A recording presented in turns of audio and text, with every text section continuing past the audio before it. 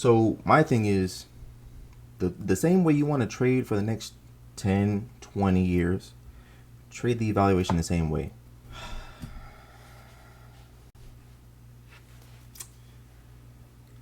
What's good, YouTube?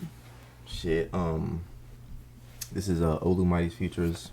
My name is Olu, and back again with another video. And I know y'all probably been like, damn, where this man been at? It's been about 10 days since he dropped a video. I know it's been a minute. And yeah, man. There's a lot of reasons for that, I guess. I don't know. Definitely the last few challenges I had, of course, you know, those are no longer with us.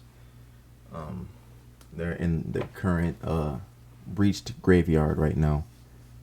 So I've been taking this last week of just kind of reflecting on how I want to be as a trader, on the type of trader I want to be, you know, for the next. Cause like at the end of the day, I'm in this for the long haul.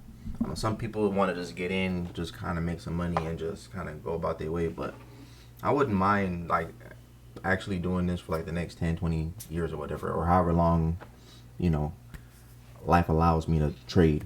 But I definitely need to take everything serious, a lot more serious, you know. And I wouldn't say that's the main thing I've always been struggling with, but with these prop firms and with these evaluations, definitely need to take it more serious, because I understand the psychology behind it. The prop firms, obviously we know how they make money, but when you're buying a challenge, it's different from a live account because your capital is invested completely up front. You know, if you fund your live account with $2,000, that $2,000 is all you. So if you make money off of that, that's cool. If you blow all that shit, that's on you. But with these challenges, with these prop firms, yeah, you get that leverage of $2,000 because that's really all you get with a 50K account, to be realistic.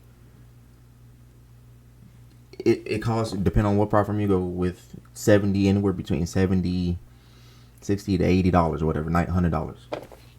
So it feels a little disposable when you can just buy a challenge for $80, especially if you work, you know, you're earning you have other sources of income, so you have money, so you can just, you know, throw money at challenges all day.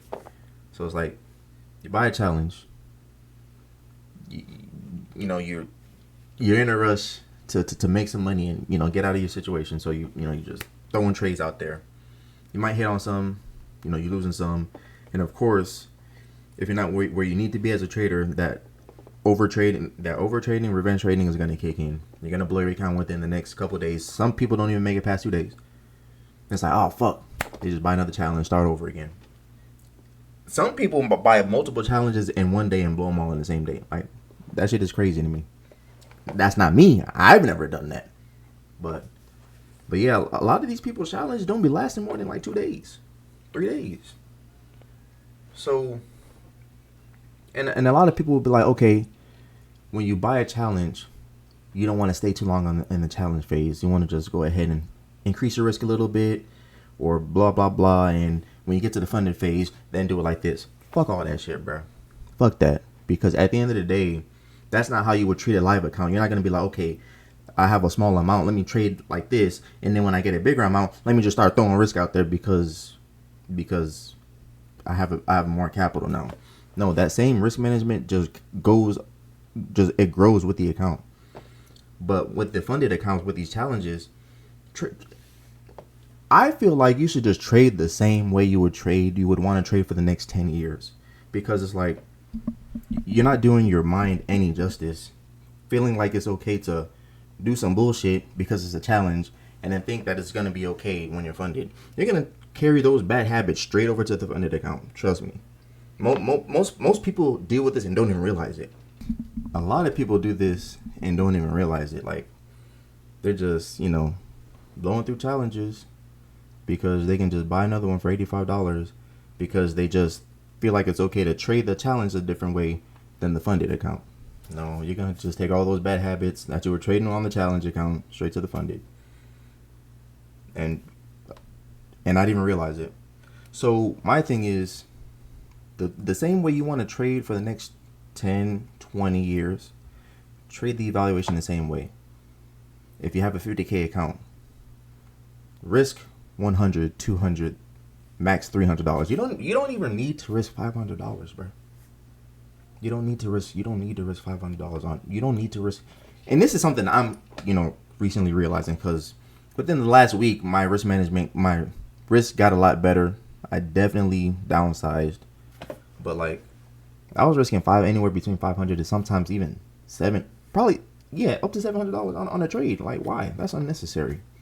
You don't need more than $200 on a trade if you're going for more than, obviously, if you're going for over 1-to-1 RRs.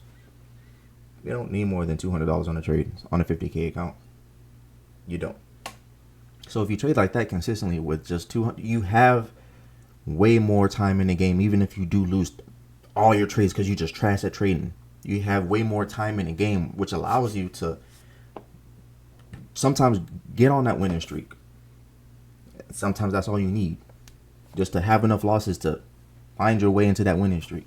Everybody has a losing streak. Everybody has a winning streak. But it's how you handle them streaks is really all of what it boils down to. Because you can have a losing streak, but if you're throwing too much risk on the table, that losing streak gonna end real fast, because you're just gonna get blown out the game.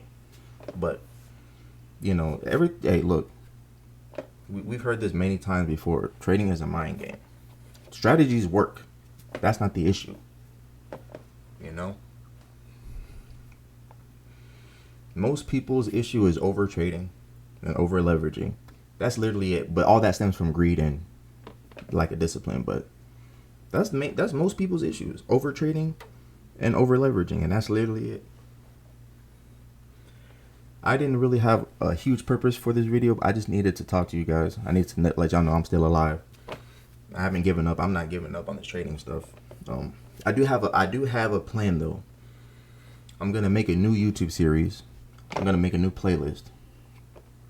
I don't want to disclose what it is yet, because when I start it, it's gonna start next week. But when I start it, obviously you guys will know.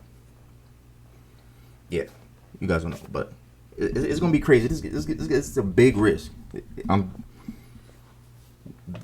Big risk, big reward. You don't take no risk in life, you're not getting shit, bro. We all finna die anyway. Not to be sadistic, not to come off, but we all finna die. Nobody's making out of this motherfucker alive, bro. That's either you gonna risk, make it big and die, or not risk and live with regret and die. You choose. But yeah, that's all I got for now. I'm kind of just rambling. If this makes any sense to anybody, man, like the video and comment your trading frustrations, bro. Because I know somebody's gonna see this video. Maybe it's only 2 people, 3 people that see this video, but you 2, 3 people that see this video, I want to hear what y'all have to say. If you're a trader or you're going through your trading journey and you're having struggles, especially with prop firms, let me know talk to me in the comments. Let me know how you feel about that. Deuces.